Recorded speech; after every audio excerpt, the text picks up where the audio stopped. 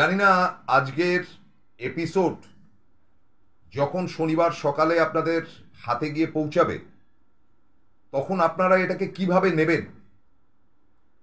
কিন্তু যে মারাত্মক ভয়ঙ্কর ঘটনা ঘটে গেল আরজিকর হাসপাতালেই, তার নিন্দার কোনো ভাষা নেই, তার ধিক্কারের কোনো ভাষা নেই।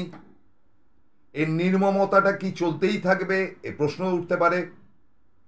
এনকে ডিজিটালের দর্শক তো বটেই, আমি সমস্ত দর্শক তাদের কাছে আবেদন রাখব যে আজকে আপনারা এই অনুষ্ঠান দেখে প্রত্যেকে যেমন কমেন্ট করবেন, তেমন একই সাথে আপনারা কিন্তু প্রত্যেকে এটা শেয়ার করবেন, প্রত্যেকে, ইচ অ্যান্ড এভরিবডি, যাতে লক্ষ লক্ষ মানুষের কাছে গিয়ে পৌঁছায়। তা নয়তো এই অনুষ্ঠান করার যৌক্তিকতা কিছু নেই।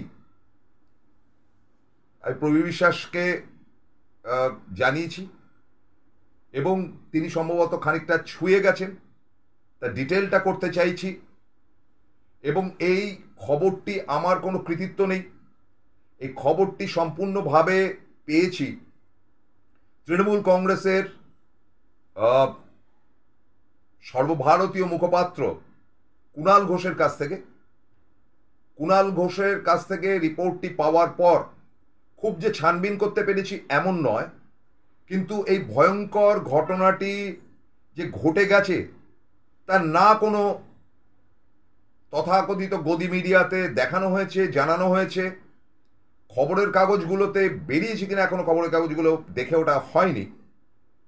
এবং আমি মনে করি যে এই নির্দয় নির্মম ঘটনার প্রতিবাদে ফের রাস্তায় নামা আসুক এবার চিকিৎসকদের বিরুদ্ধে।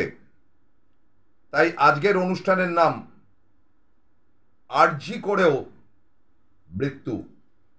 সেই আরজি করেই, আরজি করেও মৃত্যু, অর্থাৎ আরজি করের এই ঘটনার বিবরণ আপনাদের এবার আপনারা দেব। সকলকে নমস্কার, আসসালামু আলাইকুম জানিয়ে শুরু করছি। আরজি করেও মৃত্যু, কি এমন ঘটনা? শুক্রবার দিন বিকেল 3:30-4টের মধ্যেই খবরটি আমার কাছে আসে, যদিও ঘটনাটি শুক্রবার সকালের। আপনাদেরকে বিশদ বিবরণ যতটুকু দিতে পারছি, বাকি আরও জোগাড় করা হবে। কিন্তু আমি যতটুকু জেনেছি যে একটি 28 বছরের যুবক সকালবেলা বেরিয়েছিলেন হাইওয়ের পাশ দিয়ে, তার কাজে যাচ্ছিলেন খুব সকাল, এবং প্রতিদিনই প্রায় তিনি সেখান দিয়ে যাতায়াত করেন, কখনো সাইকেলে কখনো এমনি পায়ে হেঁটে। আচমকাই একটি লরি এসে তার উপর ধাক্কা মারে, এবং এটা আরও বিশদ বিবরণে জানা যাবে যে সাইকেলে ছিলেন না এমনি ছিলেন, এবং তার দুটি পায়ের উপর দিয়ে লরির চাকা চলে যায়। ভয়ঙ্কর অ্যাক্সিডেন্ট। সঙ্গে সঙ্গে লোকজন দৌড়ে আসে। জায়গাটি হচ্ছে কি কোন্নগর উত্তরপাড়া ওই দিকটায়, এবং তৎক্ষণাৎ তাকে ওই রক্তাক্ত অবস্থায় নিয়ে যাওয়া হয় শ্রীরামপুর হাসপাতালে, শ্রীরামপুর গভর্নমেন্ট হসপিটালে। তারা প্রাথমিক চিকিৎসার কোনো রকম চেষ্টা করেও বুঝতে পারেন যে এটা মানে অত্যন্ত বড় অ্যাক্সিডেন্ট হয়েছে। পায়ের হাড়গুলো গুঁড়ো গুঁড়ো হয়ে গেছে এবং রক্তাক্ত অবস্থায়।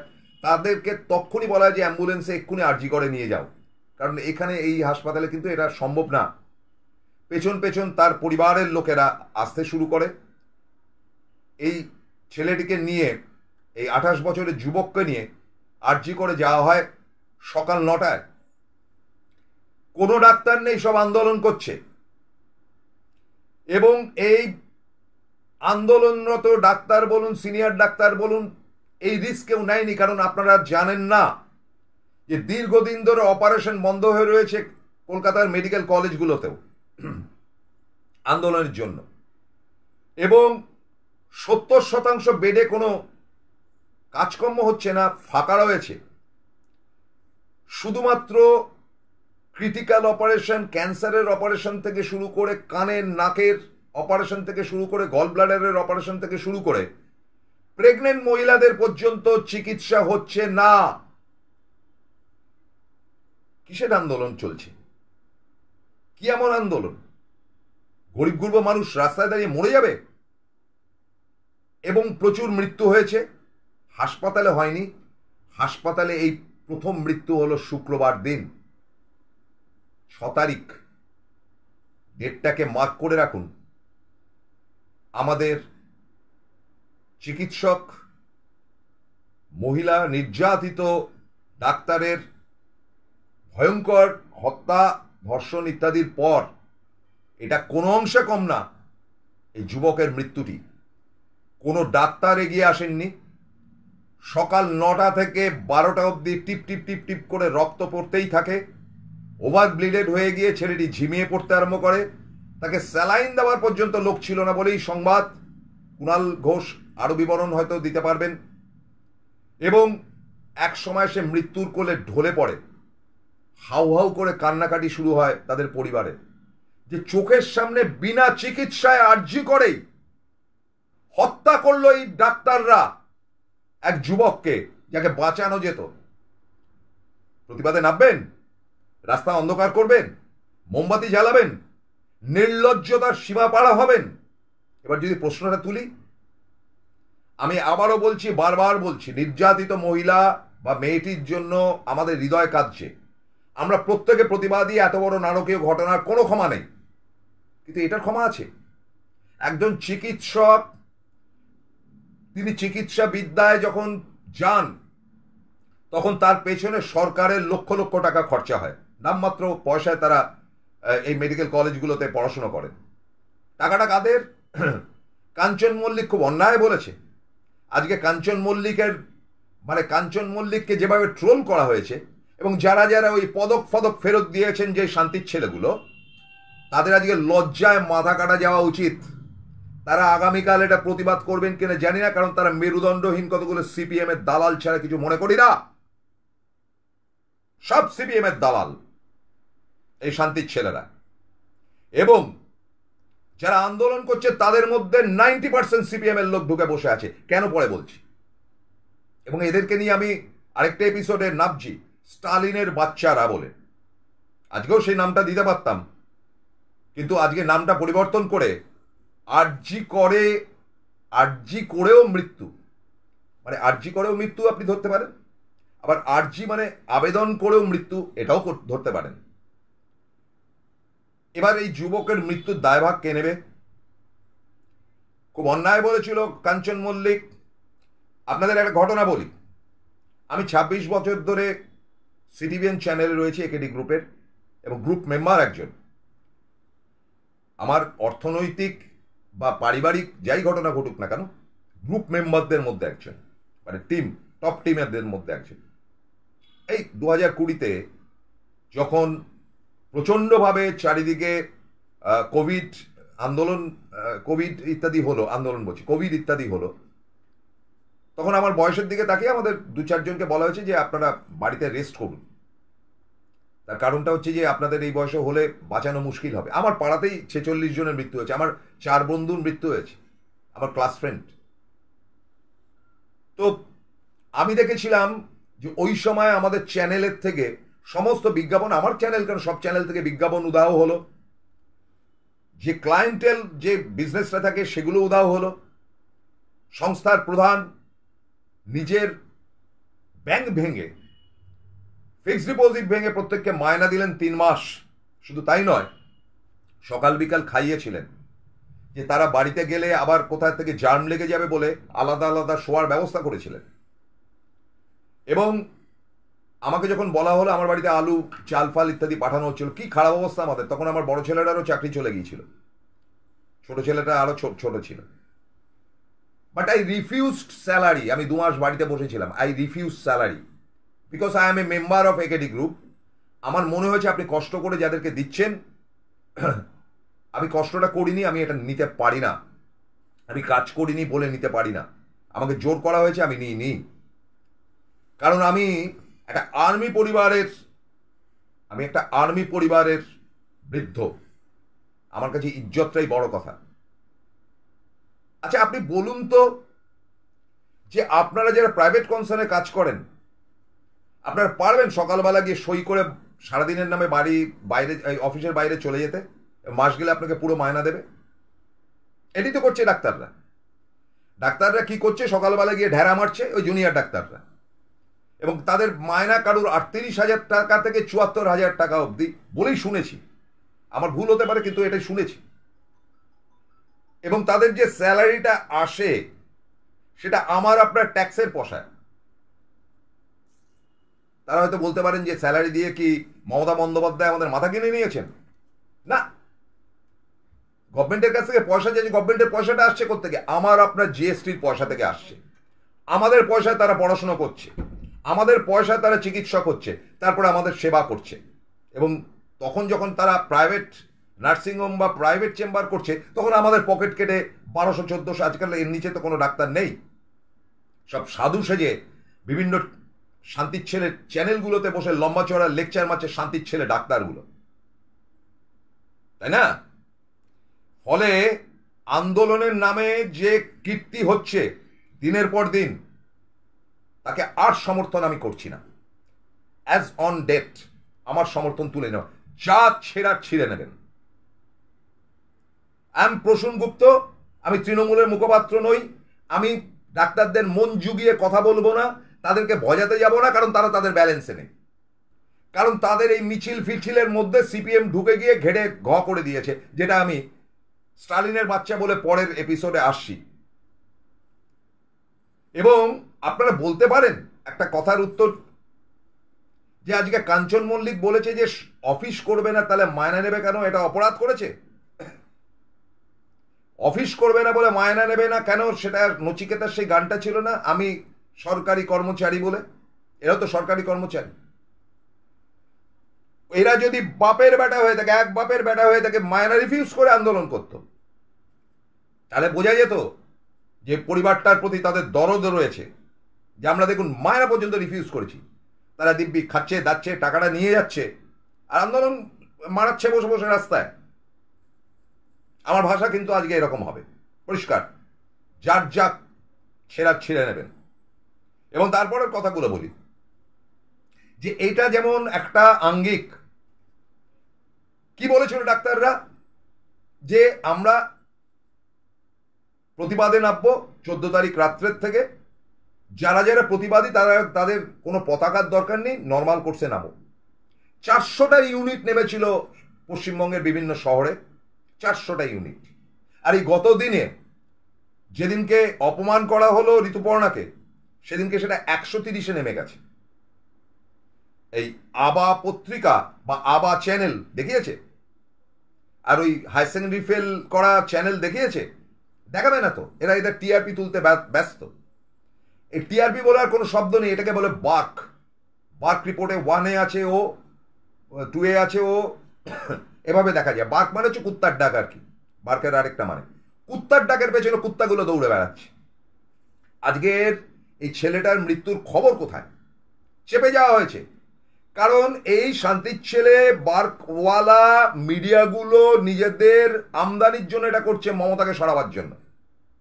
আরো শুনবেন, এই যে ঋতুপর্ণাকে যারা ঝাঁপিয়ে পড়েছিল হিংস্র নেকড়ের মতন, সেটা রেপের থেকে কোনো অংশে কম নয়। তারা গায়ের উপর ঝাঁপিয়ে পড়েছিল, সিকিউরিটি ছিল বলে গায়ের উপর ঝাঁপাতে পারেনি। মদ্যপান করা কতগুলো বিষাক্ত ছেলে ডাক্তার, ওইভাবে ঝাঁপিয়ে পড়েছে ঋতুপর্ণা, তাকে কোনো রকম সিকিউরলি তাকে গাড়িতে তোলা হয়েছে। অপরাধ কি তার? তিনি শঙ্খ বাজিয়েছিলেন বলে। তিনি মমতার ঘনিষ্ঠ নয়, তার বিয়ের সময় বুদ্ধদেব ভট্টাচার্য উপস্থিত ছিলেন, জ্যোতিবাবুর নেমন্তন্ন ছিল। তিনি মমতা ঘনিষ্ঠ নন, তিনি আমাদের বাংলা সিনেমার অ্যাসেট, জাতীয় পুরস্কার পেয়েছিলেন তিনি। তার গাড়িতে হামলা, তিনি কি অপরাধ করেছেন? না, শাঁখ বাজিয়েছেন। কেন বাজিয়েছেন ঋতুপর্ণা আজকে আপনাদের বলি। ঋতুর ইন্টারভিউ আমি নিয়েছি এক সময়। ঋতুপর্ণা শাঁখ বাজিয়েছিল যে কৌরবের সঙ্গে পাণ্ডবদের যুদ্ধের সময়, কুরুক্ষেত্রের যুদ্ধের সময় শ্রীকৃষ্ণ যে শাঁখটা বাজিয়েছিল, সেই শাঁখটির নাম হচ্ছে পাঞ্চজন্য। এই শান্তির ছেলেগুলো জানে না, এই মাকু পার্টির ছেলেগুলো জানে না, লোকগুলো জানে না। পাঞ্চজন্য শাঁখটা বাজিয়েছিল যে যুদ্ধে চলো। ঋতুপর্ণা সে কারণে শাঁখটা বাজিয়েছিলেন, পাঞ্চজন্যের শাঁখ বাজিয়েছিলেন তিনি, চলো যুদ্ধে চলো। সেই যুদ্ধ লড়াই অস্ত্র নিয়ে নয়, নীরবতার লড়াই। তাকে তাকে অলমোস্ট অ্যাসাল্ট করতে চলে গেলেন, মনস্টার করতে চলে গেলেন, যে একটু নরম শরীর হাত ফাত বোলানো যায় কিনা ঋতুপর্ণার এত সুন্দর চেহারার মধ্যে, সেটা করতে চলে গেলেন। তারা ডাক্তার ছিল, মদ্যপান করেছিল তারা প্রত্যেকে, ঋতুপর্ণার দাবি। কোথায় আজকে শ্রীলেখা মিত্র? লম্বা চওড়া কথা বলেছিলেন যিনি, তারপরেই তার যে ছবিটি বেরিয়েছিল ড্রিঙ্ক করছেন কোচিদের সঙ্গে, সেই কোচিরা নাকি এরা? কোথায় গেল সুদীপ্তা চক্রবর্তী, যে শেষ দিন অবধি লড়ে যাব, টুকরো টুকরো গ্যাং করে লড়াই হবে এবং 2026-এর লড়াইটা হবে সেইভাবে? কি অদ্ভুত ব্যাপার! ঋতুপর্ণাকে অ্যাটাক করা হচ্ছে, সেখানে গেলে রাজ চক্রবর্তীকে অ্যাটাক করা হচ্ছে, সেখানে গেলে রাজ চক্রবর্তীর বউকে অ্যাটাক করা হচ্ছে, পেছন থেকে ছোটি ছাটা অপর্ণা সেনকে অ্যাটাক করা হচ্ছে চটি ছাটা ইত্যাদি বলে। কারণটা হচ্ছে এরা একসময় বুদ্ধবাবুর বিরুদ্ধে আন্দোলন করেছিলেন বলে আক্রমণ করা হচ্ছে মিমি চক্রবর্তীকে। তার মানে কি এটা একটা সিপিএম এর লবি? শান্তির ছেলে সিপিএম ওটার মধ্যে রয়েছে বলেই তারা কিন্তু সিপিএম এর যে সিনেমা আর্টিস্ট বা নাট্যকাররা যাচ্ছে তাদের কিছু বলছে না, তারা নাচছে, এমনি এমনি গান গাইছে। এগুলো তো গণনাট্য সঙ্গে স্টাইল। এটা তো যাদবপুর ইউনিভার্সিটির ছেলেমেয়েরা করেছে, আমরা দেখেছি, বামপন্থীও, তাই না? তার মানে এটা টোটালটাই ক্যাপচার করে রেখে দিয়েছে বামপন্থীরা, সেই জন্য বিজেপির লোক ঢুকলেও তাদের ভাগিয়ে দিচ্ছে। টার্গেটটা ভোট, যেটা সুদীপ্তা চক্রবর্তী ওই বাংলা বাজারে স্বীকার করেছেন যে আমরা এরকম করতে করতে, এবং তিনি অত্যন্ত অপমানজনক একটি কথা বলছেন, মমতাকে কান ধরে ক্ষমা চাইতে হবে। আমি সব মার্ক করে রেখে দিয়েছি। এই দিনটাই দিন নয়, এই দিনটাই দিন নয়, এই দিনটা আরো মারাত্মক হতে চলেছে। আপনাদের আগেও বলছি, বারবার বলছি, উগ্র বামপন্থী বেশ কিছু গ্রুপ মাওবাদী হতে পারে এবং সিপিএম কম্বাইনলি ঠিক করেছে, যেটা একটা প্রেস কনফারেন্স সম্প্রতি হয়েছে, আপনারা কেউ দেখেছেন কিনা জানি না, সে প্রেস কনফারেন্স থেকে কিছু নতুন মুখ বলছে যে আগামী ইলেকশনে আমরা এরকম ধরনের যারা শুভবুদ্ধি সম্পন্ন তাদেরকে এক করে ইলেকশনে লড়ব। কোথায় গেল সে মেয়েটির মৃত্যুর এখন সলিউশন হলো না, এর মধ্যেই পরবর্তী স্টেপ ফেলা হয়ে গেছে যে ইলেকশনে লড়বো। নির্যাতিতার মা বাবা জানেন তো যে তাদেরকে শিকন্ডি করে আসলে ইলেকশন ক্যাম্পেইন করা হচ্ছে। এবং এই বিষয়ে আরো আমার বক্তব্য রয়েছে, যেটা স্টালিনের বাচ্চা অনুষ্ঠানে আমি বলবো। কিন্তু আজকে আপনাদেরকে বলি, ঋতুপর্ণাকে অপমান করা, জাতীয় পুরস্কার প্রাপ্ত বাংলার অভিনেত্রী ঋতুপর্ণার গায়ে হাত তোলা, মানে নরম গাটায় হাত দিতে গিয়েছিল ওই শান্তির ছেলেগুলো, ওই বামপন্থী ছেলেগুলো, যেটা ঋতুপর্ণা দাবি করেছে তাদের মুখে মদের গন্ধ ছিল।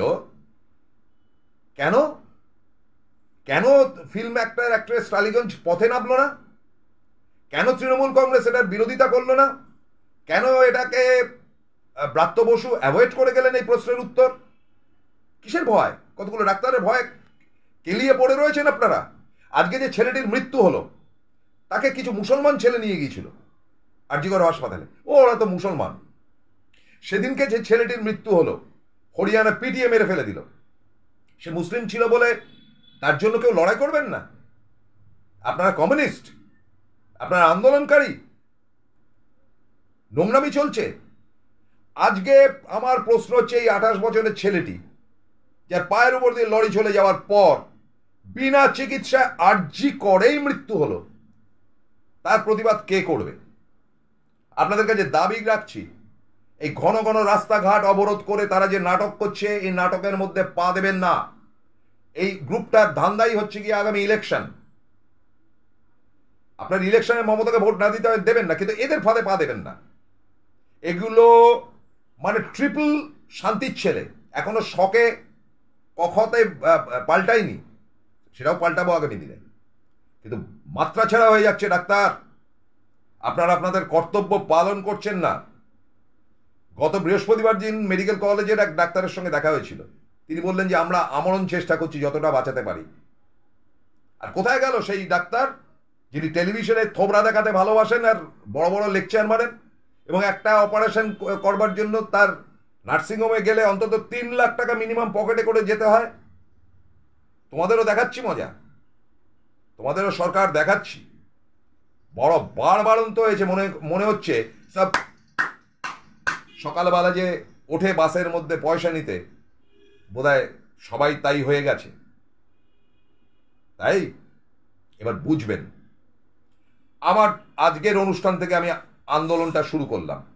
যারা যারা এই আন্দোলনে অংশগ্রহণ করতে চান, আগামী দিনে কিন্তু আমি পরিষ্কার বার্তা দিচ্ছি যে আজকের এই 28 বছরের যুবকটির মৃত্যু হলো যে শুক্রবার, বিনা চিকিৎসা আর্জি করে, এর প্রতিবাদের ঝড় নিয়ে কিন্তু আমরা আসছি। ঝড়ের বিরুদ্ধে ঝড়ের লড়াই হবে। আমি এই প্রসঙ্গ বলেছিলাম, এবং উচিত ছিল এই ফ্যামিলির যে ডেড বডিটা ওই আর্জি করে ফেলে রেখে দেওয়া, এই ডেড বডিটা নিয়ে গিয়ে আন্দোলনকারীদের সামনে ফেলে রেখে দেওয়া, যে তোমরা গভর্নমেন্টের খাচ্ছ পড়ছো আর এই ডেড বডি তৈরি হচ্ছে। কিন্তু তাদের বাপ মা বলেছে আমার ছেলে গেছে গেছে, ডাক্তারদের সুবুদ্ধি আসুক, তারা কাজে ফিরুক। কিন্তু এরা অমানুষ, এরা অমানুষ, এরা ডাক্তার নামের অযোগ্য, এদের ক্ষমা নেই, ক্ষমা নেই, ক্ষমা নেই। মাননীয় মুখ্যমন্ত্রী মমতা বন্দ্যোপাধ্যায়ের কাছে আবেদন রাখলাম, আর নায়কে শান্তিবাণী নয়কো সাজা বুদ্ধ। এবার রেগে প্রচন্ড বেগে হতেই হবে ক্রুদ্ধ, আর দেরি নয়। অনেক ছাড় দেওয়া হয়েছে, এনাফ ইজ এনাফ।